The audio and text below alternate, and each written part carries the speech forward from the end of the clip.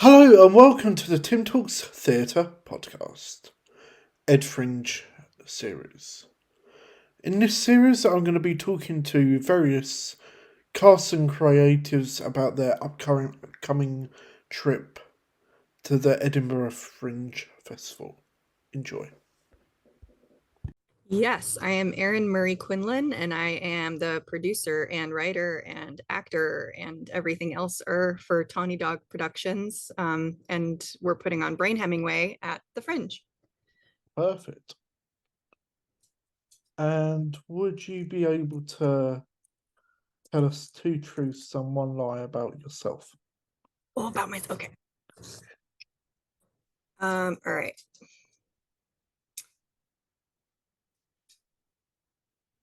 I'm trying. This is really hard. Okay.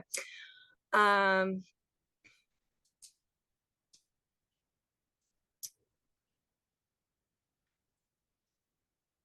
I am an amateur beekeeper. I do not have my driver's license. And I once sang the national anthem at Yankee Stadium. Uh, and would you be able to describe your show in 23 words? I know it's a random amount, but 23. Okay. All right. We're gonna find out. A blocked playwright with a deadline is haunted by the subject of her last flop, Ernest Hemingway, who is an American author jerk. brilliant, thank you. It's just I was spending last night trying to think of some questions that were not like the normal interview questions, but sort of different. Mm-hmm. These are definitely new questions. So I can't read my writing. How embarrassing. So, what are your plans to get ticket sales like for like flyering, social media, and stuff like that? So I guess it's really just doing whatever we can. We've had really good pre-sales, which is nice. And then when we get there, it's kind of just hit the ground running and flyering and trying to network, which is, that's the whole experience of the Fringe. Just as much as it is about putting on your show, it's about kind of flogging your show. So it's all kind of fun, part of the fun. That's perfect. Yeah, it's there's so much different things that you need to do, and who will you miss while you're away from home?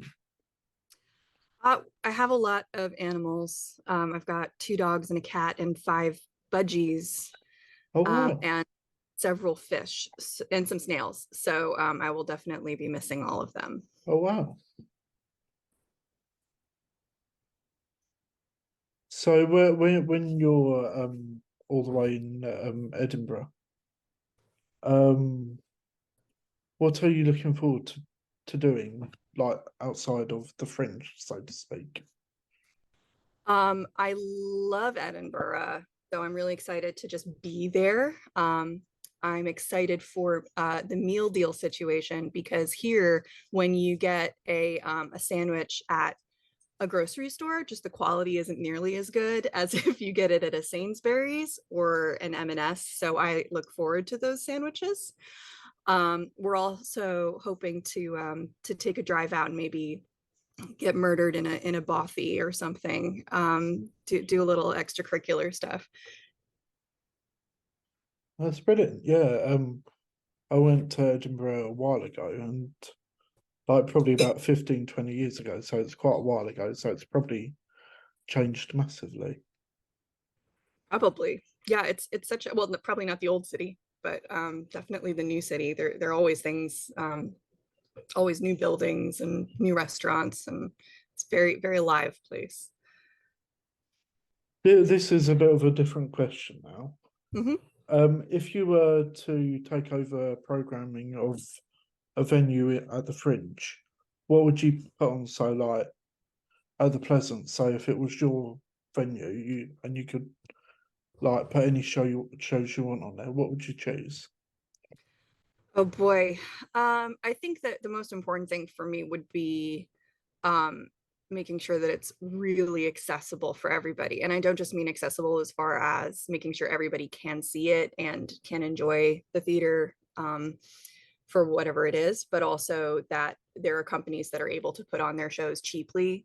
Um, Maybe it would include housing, easier housing, um, just because there are so many wonderful companies that every year have a smaller and smaller chance of being able to take something up because it's so prohibitively expensive. So I think if I were running the Pleasance, that would be what would bring me the most joy, to make sure that every type of company can bring something up. Yeah, it does seem so expensive. I haven't even looked at like accommodation, but I've had a look on the website and it just seems like It's near like so you could put it seems that expensive. You could probably, with the money you're spending, probably get the show in a small like West End theatre or something, like for a night, if you yeah, know what I mean. oh, absolutely, absolutely. And and also because there are a lot of questions about, is it worth taking something to the Fringe anymore because our reviewers going up, our producers going up. um I guess there is a question about that. Where who is looking for stuff up at the Fringe? But when you take that stuff away from it, the community is still there and the joy is still there. So it's a complex time for the Fringe for sure, I think. Yeah, I know a number of other bloggers are going up. I'm not available, so I can't really go up this year. Maybe next year. But yeah, there's still some reviews that are going up, I think, if I remember rightly from what I've. Oh yeah, absolutely. There when I say reviewers, I think it's really more of with the goal of bringing something back down to London, or something being on tour. I think it's just in a very transition-y sort of place from what I understand. But it's nice to see all of there's Fringe Biscuit and there's Fringe Mag and there's the We Review and there's the Derrick Awards, and it's always nice to see those kind of stalwarts. It's very comforting. Yeah, I just think it's absolutely brilliant that there's like reviews that can go up because it is a way to um grow the audience for a show. Like look at like Choir of Man or Six or The Play That Mhm. Goes Wrong, because they all started in that right way and now they're doing absolutely amazingly. Like Yeah, yeah. It's always nice when the cream floats to the top, when you see something that really deserves to have that bigger audience and then they're able to achieve it. yeah, why should the audience go and see your show? Ooh, good question. Uh, this is always the hard bits for me because I'm not good at pumping things up. But I think what was really nice, this is our second year taking this show. And what was really nice about it last year is that I think people got a lot of catharsis from it. It's a show about it's a show about creating, but it's also mostly a show about second guessing yourself, and depression and anxiety and how those affect the creative process. And I think especially with the first Fringe after COVID, I think a lot of people were feeling that same way. And it was so nice to have that sort of communal validation where you're all of a sudden in a room full of people who are saying, oh no, you're not the only person who felt that way. We felt that way too. And so I think if anyone's ever had a moment of kind of hating themselves or hating their work. I know personally, I will write something and for a split second think it's great and then hate it for the rest of my life. Um, I think it's a really good show for people who have felt that way.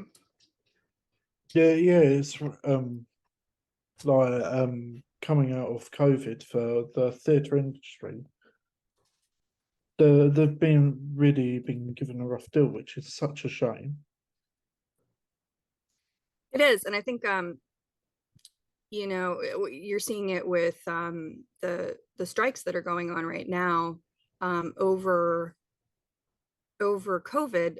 A lot of what I would classify as the wrong people were the ones who were making a lot of money, and creators were really getting a bit shafted, getting the bad end of the stick, and that's all coming to a head, I think, in these years following. Now that everything's kind of back open and we're feeling more confident about where things are headed, now we're kind of realizing, I guess, what we were willing to transpire during that time.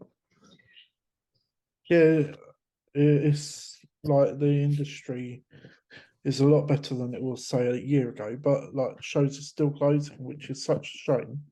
Mm-hmm. Mm-hmm. What's your? You said last year you went to the Fringe. What was your favourite memory from it? Oh my gosh, there are so many. It was just such a delightful time. Sorry. um, I think, there were a few shows where we had really small audiences, and at first that can be kind of daunting.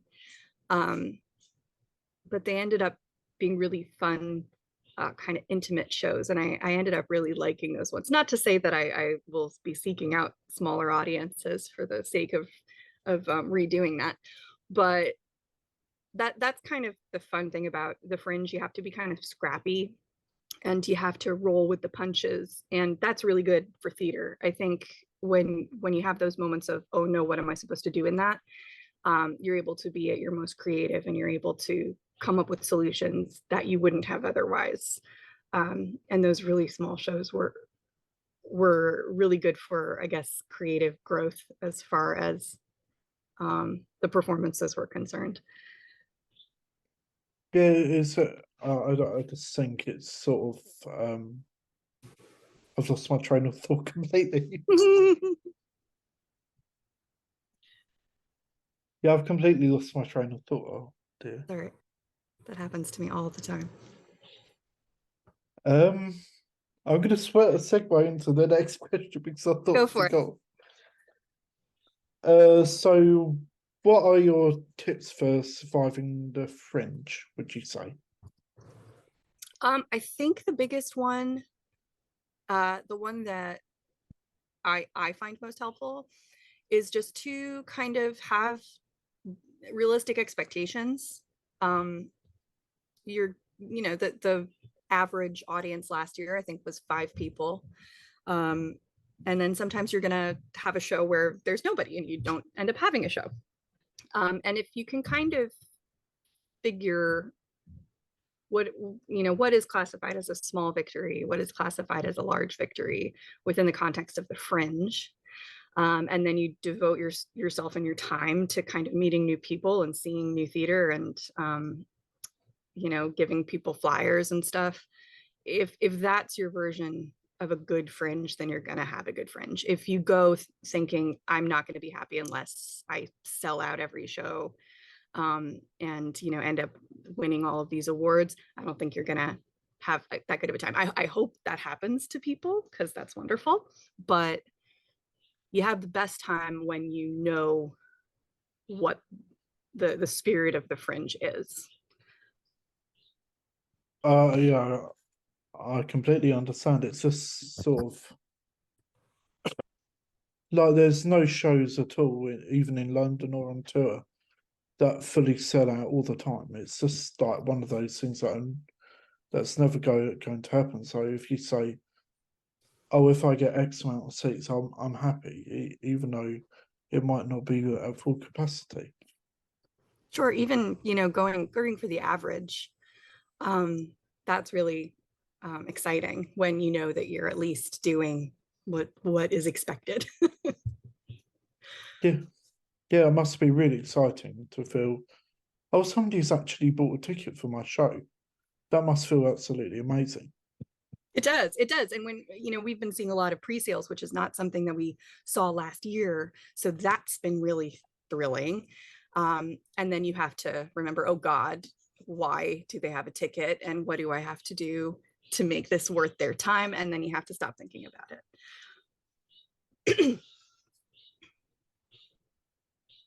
So, I've asked this to every guest so far.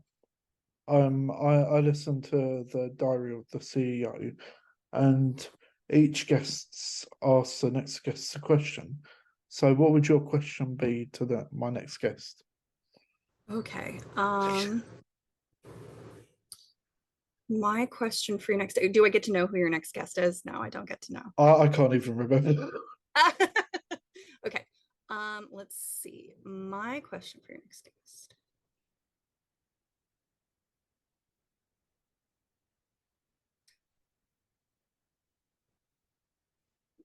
How is this, how is your piece of work that you're bringing to the Fringe, has it changed to accommodate that space? So if you've performed your show before, how have you changed your show for the Fringe? And if you haven't done it before, um, how have you kept the Fringe in mind for it? That sounds really good. It's yeah, every show's sort of different, isn't it? Like sometimes you change like references and stuff like that. So yeah, that'll be. Mhm. I'll look forward to asking that question because it's been really eye opening because I've never actually been to the Fringe, and I only started um this about less than a year ago. So it's really eye opening. Yeah, and I just think I can't remember what I was going to say. My brain's gone.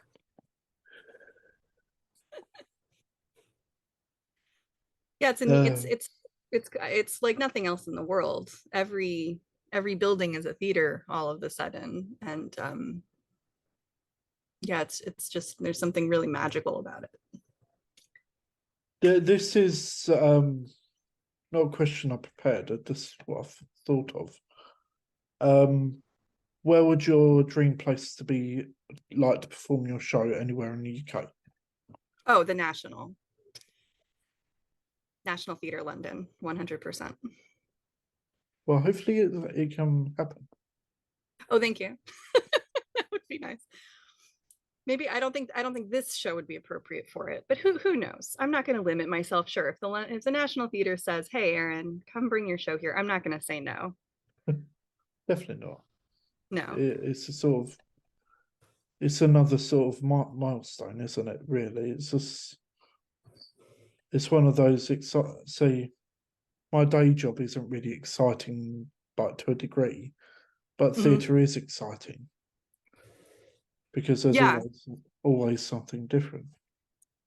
yeah, yeah, and there especially there's something really special about UK theater when I compare it to American theater.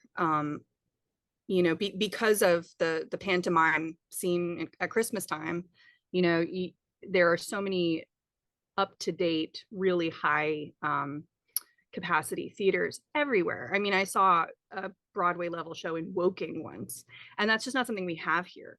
Um, so the access to really good theater in the UK is something that I find really aspirational. Yeah, I've never been to New York yet. I do plan to go, but yeah, And yeah, Broadway's amazing, off Broadway's amazing, off Broadway's amazing. It's increasingly like Disney World Broadway, just because not just because of the shows, which are all Disney shows, but just as far as it's kind of, you go to New York, you see the Statue of Liberty, you see a Broadway show, you spend a ridiculous amount of money.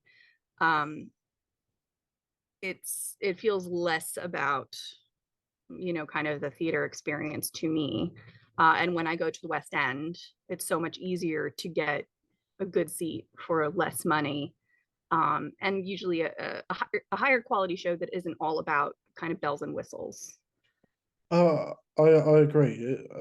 Like West End, I nearly know my way around, so I don't. I just think with this is my opinion on New York. Everything seems a lot bigger, but not necessarily better. I just want to say thank you for listening to this episode. If you want to find more about me, follow me on all social media at Tim Talks Theatre. Visit timtalkstheatre.co.uk/podcast. Or if you want to learn more about the shows I've interviewed, go to timtalkstheatre.co.uk/edfringe. Thank you for listening. I hope you enjoyed the podcast. Don't forget to share it with your friends and family. Thank you.